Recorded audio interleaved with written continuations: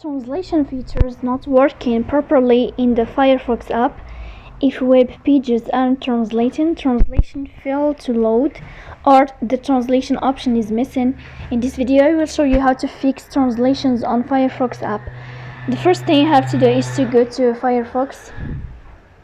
Then here in this page you will go to above here on these three dots. Then you click on settings, so you will tap on settings.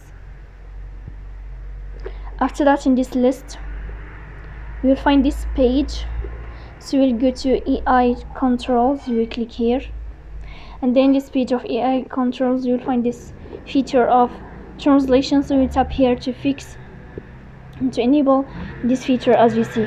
So this is how it works. If you are enjoying watching this video and if this video is helpful for you, don't forget to support us by like and subscribe.